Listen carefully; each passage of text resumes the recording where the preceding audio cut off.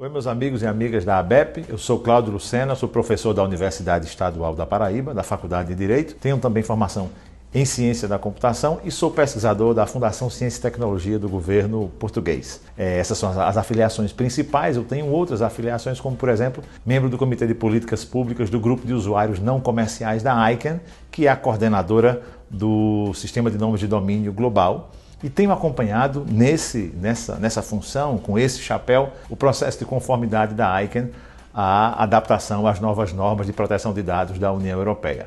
O meu primeiro contato com proteção de dados foi em 2001, portanto há quase 18 anos, ainda no framework antigo de proteção de dados da União Europeia, numa interação que fiz com o governo português. E nos últimos 3 anos, uma das minhas ocupações tem sido exatamente desenhar e executar programas de capacitação e formação em proteção de dados. Desde 2016, vivi em Lisboa, na época que fervia a transição para o novo modelo de proteção de dados. E agora, desde a minha chegada no Brasil também, de volta, agora a partir do ano passado, me inserindo e interagindo, refletindo em vários debates do Brasil, desde o momento em que nós estávamos terminando de discutir a nossa lei de proteção de dados, até agora no momento em que setor público e privado começam a discutir a implementação propriamente dita. Eu quero agradecer à ABEP o convite para participar desse momento de reflexão com vocês. Talvez não seja a melhor forma de interação, o ideal seria que a gente tivesse durante o dia inteiro aí interagindo, discutindo, mas vamos também aproveitar essa oportunidade e esse canal de tecnologia para discutir um processo de conformidade que é muito difícil. É muito difícil porque não há paralelo neste tipo de processo de conformidade no Brasil. Nem o setor privado tem essa experiência, nem o setor público tem essa experiência. É verdade que o setor privado, para aqueles que têm negócios, conexões ou prestam serviço de alguma forma, relação com jurisdições no exterior que têm normas de proteção de dados, já tem se adequado há algum tempo. Também é verdade que, sendo vocês empresas de tecnologia e informação e coleta e processamento de dados nos estados, é possível que uma ou outra tenha também, por força dessa relação com algumas jurisdições no estrangeiro, já que se adaptar a algumas dessas regras. Tecnicamente, algumas normas de segurança da informação são comuns no mundo inteiro, então o processo, apesar de não ser uma novidade absoluta para vocês, o processo de conformidade como um todo desse novo momento do Brasil é uma novidade, portanto eu considero que para o setor de vocês, particularmente, esse é um processo muito difícil, um grande desafio, mas que está aí batendo as portas e todo mundo precisa se adequar até agosto do ano que vem. Eu imagino que aqueles de vocês que já são veteranos, que já trabalharam em algum outro momento em agências de processamento de dados e tecnologia da informação, num tempo em que o acesso aos dados era restrito e era excepcional, já perceberam a riqueza desse momento, em que o acesso aos dados precisa ser amplo e, mais do que tudo, precisa ser transparente. Estamos caminhando na direção de um governo aberto, essa é a prioridade de toda instituição e todo órgão público, e a matéria-prima, o coração, o combustível desse governo aberto, desse governo digital, são exatamente os dados. Então, o colega Wellington Dantas está aí com vocês durante o dia todo, aproveitem bastante a presença dele, vão nos detalhes, vão nas filigranas, desçam na profundidade. Como a minha interação com vocês é remota, para não ficar, não perder aquela dinâmica que é interessante e não demorar muito tempo, não vou me estender muito nessa exposição, mas mesmo assim tenho 5 preocupações que gostaria de dividir com vocês. A primeira preocupação é uma preocupação de natureza conceitual, para ser mais preciso, contextual. Nós não criamos no Brasil uma obrigação do nada, só porque ela não existia, só porque a gente cria uma dificuldade a mais para quem produz ou para quem presta serviços. Existe um contexto global na proteção de dados pessoais que vale a pena a gente pontuar. 2 aspectos, pelo menos. O primeiro é de proteção e garantia de direitos individuais. Cada vez mais, aspectos digitais da nossa personalidade, de quem a gente é, está exposto nesse ecossistema digital. E esse ecossistema digital dá aos operadores e controladores de dados uma ideia cada vez mais aproximada, mais complexa e mais profunda de quem a gente é. Esse é um primeiro aspecto. Curioso é que no Brasil nós pulamos uma fase dessa discussão. Uma primeira decisão muito importante na proteção de dados pessoais acontece na Alemanha ainda na década de 80. Uma discussão a respeito de um recenseamento que o governo alemão faz. E há uma decisão naquela época, na década de 80, restringindo a coleta desses dados. Um detalhe, ainda com dados analógicos, os dados eram recolhidos em papel. Essa fase a gente pulou. No Brasil nós não temos histórico de proteção de dados registrados em papel. Nós já pulamos agora para o século XXI na proteção de dados de forma digital. E há um segundo aspecto, que é um aspecto menos discutido do que isso, mas também é muito importante no contexto, é que isso é uma resposta concorrencial. A Europa se viu num período em que a riqueza dessas plataformas digitais era produzida e ficava nos Estados Unidos, simplesmente expondo outras jurisdições, como a jurisdição europeia, aos riscos de privacidade. Então essa regulação mais forte, mais potente europeia é uma resposta aos Estados Unidos, tentando impedir um pouco o avanço dessas plataformas no que diz respeito ao poderio econômico.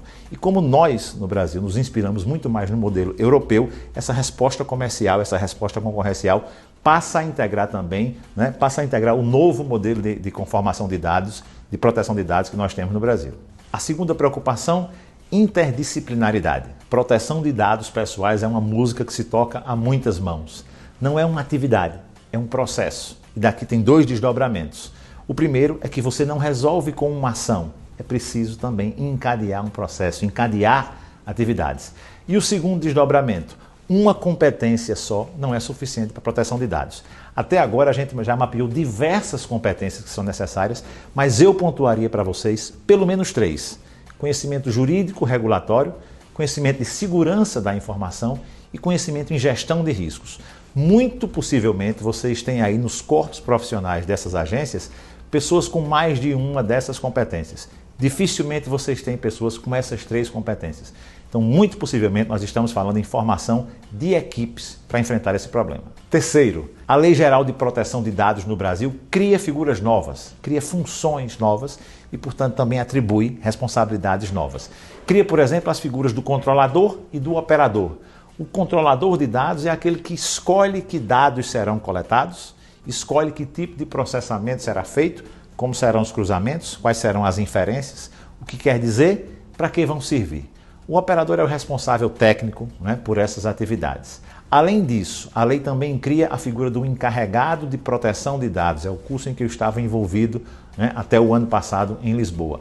O encarregado de proteção de dados é uma função nova. Ele é a ligação entre a empresa, o consumidor, que também agora é conhecido como titular dos dados, e as autoridades públicas de proteção de dados. Essa é uma figura que não existia em lugar nenhum do direito brasileiro, muito menos no cenário de proteção de dados. O encarregado é auditor, conhece de segurança da informação, conhece a parte jurídico-regulatória, precisa ser um pouco de recursos humanos, tem que ter independência funcional, mesmo podendo ser da empresa, e pode até ser indicado como uma figura externa. Além disso, estão criados também no Brasil uma Agência Nacional de Proteção de Dados e um Conselho Nacional de Proteção de Dados.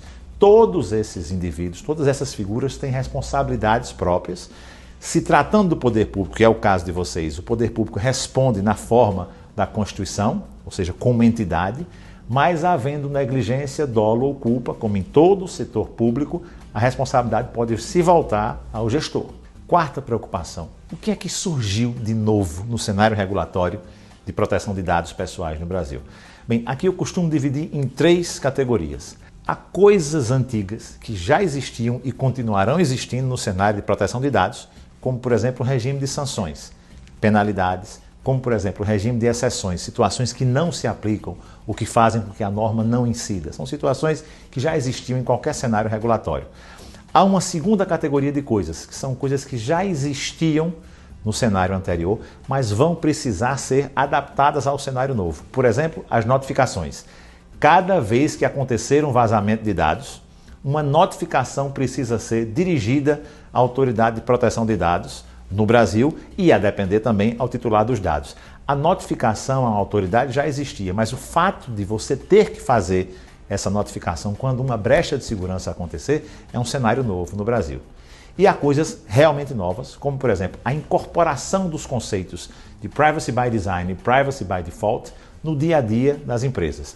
Já não é possível pensar em um projeto de tecnologia da informação que não incorpore a preocupação com a segurança desde essa fase de projeto e que as opções de privacidade e segurança não sejam as opções padrão oferecidas ao titular. E finalmente a quinta preocupação, quais são as prioridades? Que passos eu devia adotar para começar a implementar esse programa de conformidade, digamos, amanhã?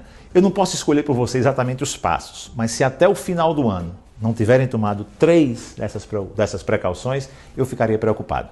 A primeira é indicar, desde agora, um encarregado de proteção de dados. é preciso escolher quem é que vai ficar à frente desse processo, quem é que vai conduzir esse diálogo e conduzir também as atividades que têm a ver com a preparação da empresa para o novo cenário de proteção de dados pessoais. O segundo, capacitação e treinamento com a equipe inteira. Como eu disse a vocês, isso é uma música tocada a muitas mãos. Ninguém vai fazer esse processo sozinho e é preciso também identificar as pessoas-chave nesse processo e começar a capacitá-las desde já, né, para que a gente não tenha esse gap de formação ao final do ano. E terceiro, uma medida operacional, já técnica. Se vocês chegam ao final do ano sem um mapeamento dos riscos dos dados, aí nós temos um problema, porque nós teremos somente 8 meses para a conformidade ser uma exigência legal e sem mapear quais os riscos que a empresa oferece, quais são os dados que são relevantes, quais são os dados que são necessários, que tipo de risco determinado tratamento oferece, quais as medidas de mitigação que vocês estão planejando ou adotaram para reduzir esses riscos, nós teremos um problema. Eu espero que eu tenha contribuído com vocês para essa reflexão. Como eu disse, aproveitem aí a presença do Wellington Dantas durante o dia inteiro. Fico à disposição de vocês para aprofundar e para discutir mais essas questões e os contatos também estão às ordens. Muito obrigado e tenham um bom trabalho.